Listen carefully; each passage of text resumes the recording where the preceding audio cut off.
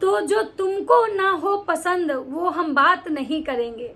तो जी जगत भैया पहली बार और जगत भौजी के अनुसार जो है इस बार काम कर रहे हैं। लग रहा है कि जगत भैया जगत भौजी को खुश करने में पूरा एनर्जी लगाए हुए हैं।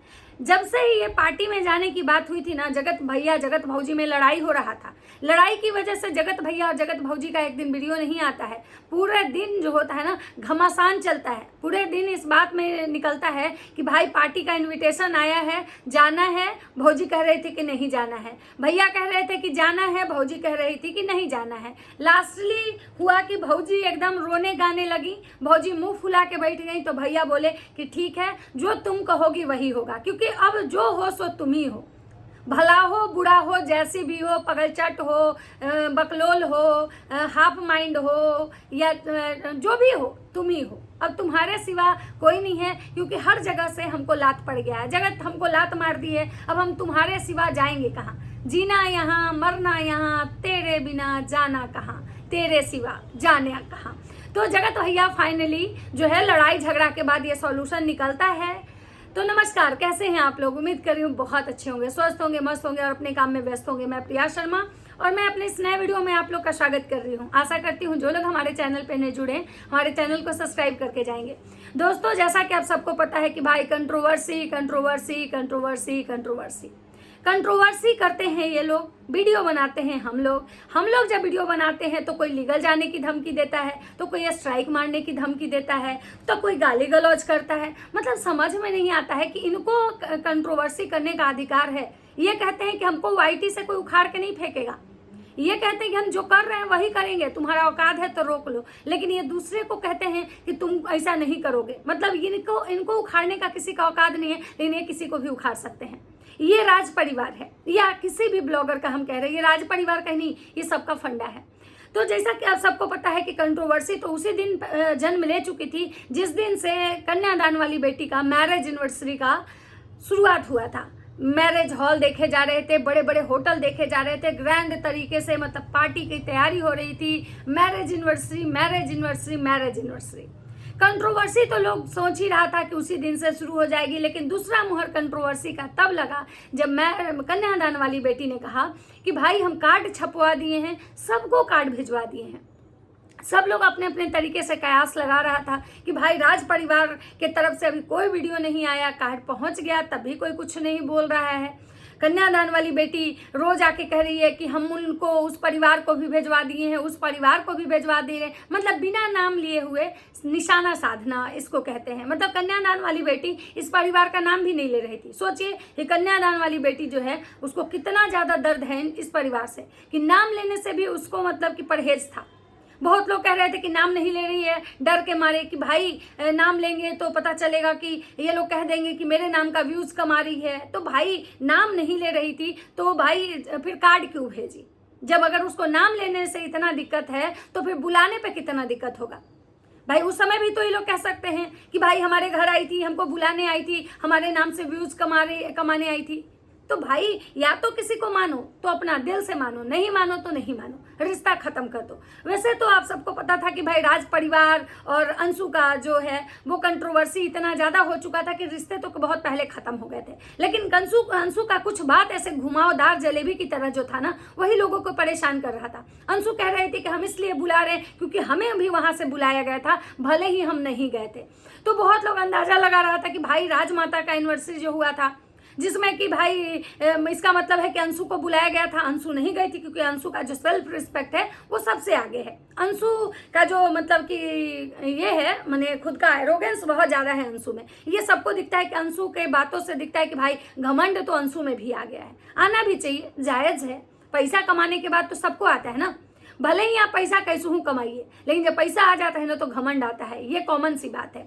तो जैसा कि आप सबको पता था कि अंशु में भी घमंड आ चुका था। अंशु भी अपने आगे किसी को नहीं समझ रही थी, वो चाहे वो राज परिवार हो या खाज परिवार हो, उसको भी किसी से कोई मतलब नहीं था। इसीलिए वो घुमा घुमा के बात कर रही थी कि उस परिवार को भी कार्ड भेज दिए हैं, उस परिवार को भी कार्ड भेज दिए। बहुत लोग अंशु को ट्रोल भी कर रहे थे कि जिस परिवार की वजह से तुम यहाँ तक पहुंची हो, उसी परिवार को तुम आज बिना नाम ले रही हो, उस परिवार में गिनती कर रही हो। लेकिन अंशु को घंटा फर्क नहीं पड़ता है।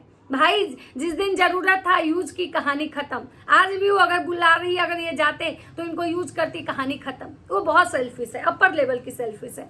अब बात करते हैं कि भाई उसके बाद सेकंड हुआ, सेकंड जब उसका कटाक्ष हुआ कि भाई सबको बुलाई, सबको कॉल की, किसको किसको बुला रहे हैं, सबके बजाबते फोटो लगाई अपने थंबनेल में, सबको। पहला कॉल लखनीत को की, मतलब लखनीत को, जो कि सोचिए लखनीत ऐसे ब्लॉगर हैं जो हम हर जगह ये मतलब लुच्चे लफंगे टाइप पार्टी में नहीं पहुंचते हैं। लखनीत ही एक ऐसे ब्लॉगर हैं जो थोड़े यूनिक दिखते हैं। इन सारे ब्लॉगरों के लिस्ट में एक लखनीत ही ऐसे ब्लॉगर हैं जिनका मतलब लिविंग स्टैंडर्ड कहिए या उनकी खुद की सोसाइटी जो है इन सारों टपोरियों से अलग है। लेकिन मैडम का देखिए कि मैडम भाई सीधे एकदम हाई लेवल पे पहुंच गई, सीधे लखनीत को बुला ली, जगत भैया को एक तमाचा दी है, वह तुम जाओ, तुम जो नहीं कर पाए वो देखो हम कर रहे हैं। तुम क्या मतलब, यही कहा जाता है गुरु गुड़ रह गया, चेला तो चिन्नी हो गया। मतलब जगत भैया सिखाने वाले, जगत भैया बढ़ाने वाले, जगत भैया लोगों से मीट करवाने वाले, जगत भैया यूट्यूबर मीट करवाने वाले, जगत भैया ग्रैंड पार्टी करने वाले, और अंशु ने उनको ऐसा तमाचा दिया कि भाई लखनीत को ही कॉल कर दिया। उसके बाद ये कामिनी, जो मतलब अंशु हर वो ब्लॉगर को कॉल की जिससे कि जगत भैया को बहुत प्रॉब्लम है, लेकिन अंशु चुन चुन के उस सारे प्रॉब्लम वाले को इकट्ठा करके बुलाए। उसके बाद बोली कि भाई जो राज परिवार है इनको भी हमने कार्ड भेजा है, कॉल करेंगे, अभी नहीं किए हैं, जब करेंगे तो आप लोग को बताएंगे।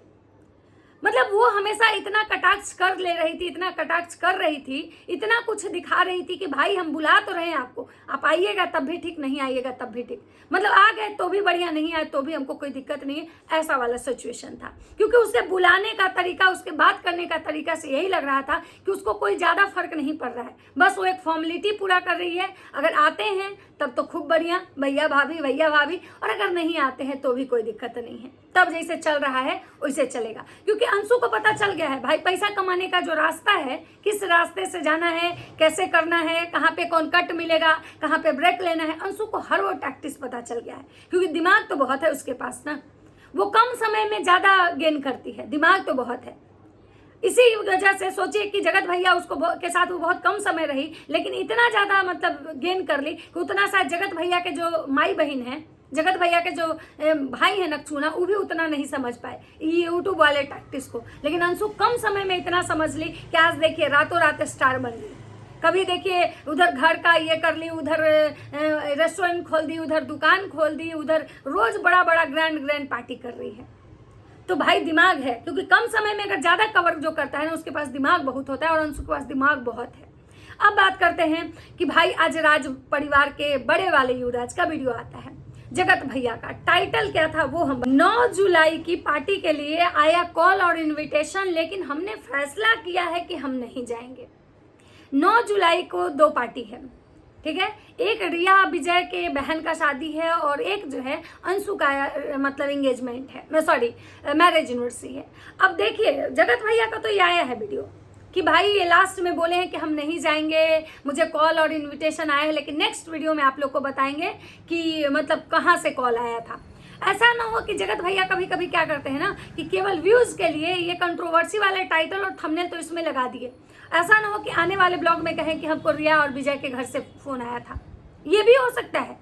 क्योंकि ये जगत भैया है, इनका जो सातिराना अंदाज है ना, इससे एकदम रूबरू हम वाकिफ हो चुके हैं कि क्या कर सकते हैं। ये जहां तक सोचना मतलब ये बंद करते ना, हम उससे आगे से सोचते हैं इनके बारे में। हम इतना अच्छे से इनको समझने लगे हैं बहुत कम समय में, इनकी चालाकियों को तो हम बहुत अच्छे से समझ गए। अब देखना ये है कि आगे वाले एपिसोड में जगत भैया जो है वो क्या बताते हैं। बाकी बोले हैं कि हम नहीं जाएंगे, हमने फैसला किया है, सही बात है। क्योंकि भौजी बहुत लड़ाई कर रही थी, भौजी इतना लड़ भिड़ रही है ना कि भाई उसको तो एकदम उसके यहाँ तो बिल्कुल नहीं जाना है। क्योंकि आप सबको पता है कि जगत भैया पहले भी ये बोल चुके थे कि जो हमारी बीवी को पसंद नहीं होगा उससे हमको कोई रिश्ता नहीं रखना है, चाहे वो कोई हो, चाहे वो मेरी बहन पूजा ही क्यों ना हो। यहाँ तक जगत भैया बोले थे। और कहीं ना कहीं आप सबको पता है कि जो जगत भौजी हैं उनको कहीं ना कहीं से वो और लड़की बिल्कुल पसंद नहीं है। मतलब सोचिए कि जगत भौजी के पास जब वो लड़की उस समय गई थी जब कंट्रोवर्सी चल रही थी, तब भौजी जो है उसको ये बोली थी कि बस यहाँ लोग खाने आए हैं, केवल बैठ के खा रहे हैं और दिन भर में 3-3 4-4 ब्लॉग छाप रहे हैं, केवल बस डॉलर बना रहे हैं। उसके बाद कुछ दिन कंट्रोवर्सी चली थी जब मैडम आके फोन मतलब रोई थी और बोली थी कि हमको ऐसे बोला गया, हमको ऐसे बोला गया, हमको ऐसे बोला गया। फिर बीच में इनके रिश्ते किसी तरह से जोड़े गए थे मिला जुला के हल्का फुल्का, लेकिन वो जुड़ा नहीं था क्योंकि रिश्ता था ना, दरार आने के बाद पहले जैसा नहीं होता है। फिर मैडम को दोबारा बुलाया गया था भैया के रंगारंग कार्यक्रम में। भौजी माफ़ी उफ़ी मंगवा ली थी, जब सिवान आई थी तो माफ़ी उफ़ी मंगवा ली थी मैडम से। फिर मैडम को बुलाई थी रंगारंग कार्यक्रम में, और रंगारंग कार्यक्रम में बुला के फिर से मैडम की भारी भरकम बेइज्जती हुई थी। मैडम को स्टेज पे इग्नोर किया गया था, मैडम को खाना तक कोई नहीं पूछा था। मैडम जब आ रही थी तो उनको सी ऑफ करने तक कोई गेट तक नहीं आया था। और उसके बाद मैडम जो आई थी तो अपना जो मिसकैरेज का जो ठिकरा था वो अंबाला वाले घर पे फोड़ी थी। उस समय के बाद से तो इतनी कंट्रोवर्सी हुई थी कि आप लोग किसी से छुपा हुआ नहीं है। और उस कंट्रोवर्सी के बाद जगत भैया डिसाइड कर लिए थे कि अब हमारी बीवी को जो नहीं पसंद है उसको हम एकदम अपने जीवन में नहीं चाहते हैं। और शायद भौजी ने इस बात को एकदम मुहर लगा दिया था कि मुझे वो पसंद नहीं है, मुझे वो अपने जीवन में कहीं से भी नहीं चाहिए, दूर दूर तक नहीं चाहिए। उसके बाद जो हुलुलुलु यूनिवर्सिटी वाली जो दीदी हैं उन्होंने भी मुहर लगा दिया था कि नहीं भाई मुझे उससे कोई रिश्ता नहीं रखना है, क्योंकि कहीं ना कहीं दीदी को इस बात का बहुत दुख था कि इस लड़की की वजह से हमारा पूरा परिवार ट्रोलिंग हुआ है, इस लड़की की वजह से हमारे पूरे परिवार का फजीहत हुआ है, मेरे पापा पे एलिगेशन लगा है पैसे लेने का, मेरे भाई भौजाई को इतना झेलना पड़ा है। तो हुलुलुलु यूनिवर्सिटी वाली दीदी ने भी बोला था कि हमारे साइड से तो बहुत पहले ही रिश्ता खत्म हो गया। उसके बाद भौजी भी मुहर लगा दी थी कि मतलब बहुत पहले हमारे साइड से रिश्ता खत्म हो गया। तो मैडम जो मैडम अगर इनको बुलाने के लिए मतलब ये सोच भी रही थी तो उनको भी एक बार सोचना चाहिए था कि जिस इंसान के साथ इतना फजीहत हम किए, जिसके जो मेरा इतना फजीहत किया, उसके बाद क्या रिश्ता बचा हुआ है, किस मुंह से हम एक दूसरे के सामने आएंगे जाएंगे। क्योंकि भाई जब लड़ाई भी होता है तो कुछ इंसान ऐसा रहता है कि भाई भूल के आगे बढ़ता है, लेकिन जब बार बार अगर आप लड़ रहे हो, बार बार मतलब विर रहे हो, बार बार अपने फायदे के लिए आप दोनों एक दूसरे को यूज कर रहे हो, तो ये रिश्ता आखिर कितने दिन तक चलेगा। मैडम को पता था कि भाई हम नहीं गए, मैडम को यह भी पता था कि सारा कुछ जब उस औरत पे इल्ज़ाम लगाए, उसके घर पे इल्ज़ाम लगाए कि मेरा मिसकैरेज वहाँ पे हुआ, हम ऐसे नहीं बोल पाए, हम ऐसे नहीं किए, बहुत सारी कहानी। तो फिर आज मैडम को क्यों लग रहा है कि वो मेरा मायका है, वो मेरा परिवार है, उनको भी इनविटेशन देना चाहिए। भाई जब रिश्ता खत्म हो गया, जब सब एकदम सामने से आके कोई कह रहा है कि मुझे वो अपने लाइफ में नहीं चाहिए, तो फिर ऐसे लोगों को काट देना, ऐसे लोगों को बुलाना, मुझे तो लगता है कि भाई ये तो किसी का सेल्फ रिस्पेक्ट ही अलाउ नहीं करेगा। अगर मैडम का किया है तो बहुत बड़ा बात है। अब देखना ये है कि आगे जगत भैया जो हैं वो क्या आके बताते हैं कि 9 जुलाई को किसकी पार्टी में जाने के लिए उनको कॉल आया था। वैसे जगत भैया ने कंट्रोवर्सी का जो है ना बिगुल बजा दिया है और माता जी उस कंट्रोवर्सी पे एक वीडियो छाप ली है। अब देखना ये है कि ये कंट्रोवर्सी आगे कहाँ तक जाती है। तो चलिए बने रहिएगा, जो भी कुछ होगा मैं आप लोग के साथ फिर शेयर करूंगी। तो अगर मेरी वीडियो अच्छी लगती है तो लाइक कमेंट जरूर कीजिएगा। तब तक सबको बाय बाय।